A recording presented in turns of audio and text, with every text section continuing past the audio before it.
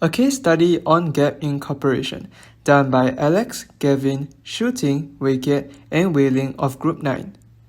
In this video, the main outline includes the introduction, Gap's old strategy, success case studies, proposed solution, and proposed branding. The brand Gap is one of the first established under Gap Incorporation, an American worldwide clothing and accessories retailer founded in 1969 by Donald and Doris Fisher. Without further ado, please enjoy the history of Gap. From the launch of its first physical store in 1969, Gap has been an age-old brand that went through several milestones and accomplishments, and these are the prominent ones as highlighted. However, despite experiencing various breakthroughs, Gap nonetheless has faced a notable failure, which so happens to be our problem analysis, which is none other than its rebranding failure in 2010. From this saga of events, Gap probably has come out as one of the first brands to release a new brand logo, only to withdraw and revert back to its old logo in just a span of 3 days. Furthermore, Gap as a brand has not been doing well in current times. Will it succumb to the grim fate of being under COVID's retail apocalypse due to its failure to capture new market share or even retain existing ones? Therefore, we will start by assessing Gap's current segmentation, targeting, and positioning. In terms of geographic, demographic, behavioral, and psychographic, Gap has been positioned this way. Specifically, Gap has been targeting individuals interested in the casual American style. However, they do address to the wider audience as well, from different demographics to worldwide. As such, we see a differentiated marketing strategy employed by Gap. This has placed Gap to be positioned in a lower tier to prevent cannibalization from its sibling brands, specifically attracting consumer profiles that seek cost advantage and self-expression. Gap initially enjoyed success, but after some time, Gap listened to their customers, but at the cost of their brand recognition. Gap faces high price pressure due to competitors such as Zara and H&M. They counteract with their pricing strategy, firstly through discounts and coupons, and secondly lowering their operational costs to reduce its prices. As a result, Gap has constant promotions all the time.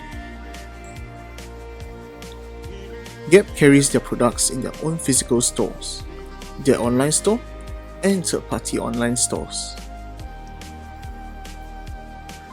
Gap faces a high level of competition due to the saturated fast fashion market globally. The brand strategy took a turn for the worst when they changed their logo and faced backlash regarding the change, where they reverted the logo just 3 days after the change. Gap has since lacked plans after the reversion of their logo. We have pinpointed a few learning points from 3 successful companies which will help frame our solution. Firstly, Subway. Subway was facing difficulties keeping up with competition and the problem of declining sales. In 2016, Subway began their rebrand to remain competitive. With the rebrand, Subway introduced new products, changed their iconic slogan, and updated their logo. Customers were happy with the changes, and Subway experienced 11% increase in gross profits at stores. Gap can learn to remain to the brand's identity while providing a fresh new look. Also, Gap must not repeat its previous mistake in the upcoming rebrand and should have more than just a logo redesign. A new logo is just Gap's first step into a successful rebrand. Secondly, Levi's. Levi's faced very unstable revenues over the past decade. Levi's expanded its product range to deliver more styles of jeans specifically for women.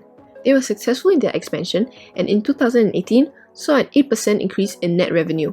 For our solution, it is key that Gap identifies emerging and growing market segments and tap onto them. Thirdly, Uniqlo. Uniqlo and Gap share similarities as they both sell basic clothing designs at an affordable price point. However, we see that Uniqlo is much more successful than Gap. This is because Uniqlo provides more for the same value in their basics compared to other companies selling similarly designed basic clothing, as they offer technical innovations such as Airism and Heattech. What Gap can learn is positioning their products with their own unique selling point to stand out in the saturated basic clothing market.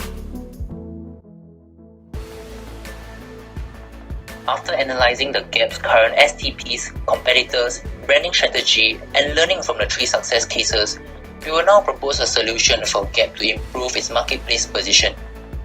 For its new segmentation, we recommend Gap to focus on the North America market segment through their physical stores, reach out to the Asia and Europe market segment through their online website, and further identify the young families as the main customer segment.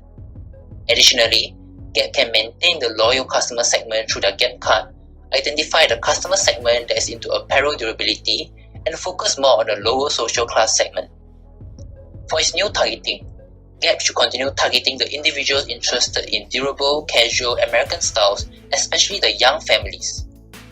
For its new positioning, Gap will be positioned as an affordable American casual brand that emphasizes apparel durability, where young families can get more value in terms of apparel quality at the same or reduced price.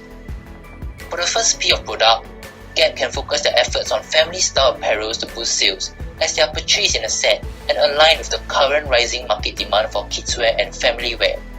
This may make Levi's successful rebrand by tapping on a particular growing consumer need and leverage on Cayen's West partnership. For the second P of pricing, Gap can stop giving discounts on artificially high prices and price them at their original intended price. This can change customers' perception of Gap from a cheap brand to an everyday affordable brand that provides durable apparels. For the third P of placement, Gap will use existing physical stores to reach American customers while using the Gap online store to reach the Asia and Europe market.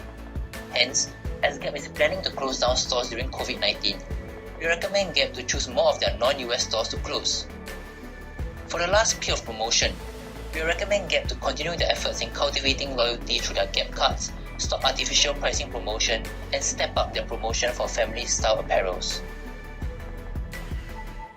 Apart from the 4 Ps and STP strategies, we have also looked into building a stronger brand image through a new logo. For the logo, we gain our inspiration from the success of Subway's revamped logo.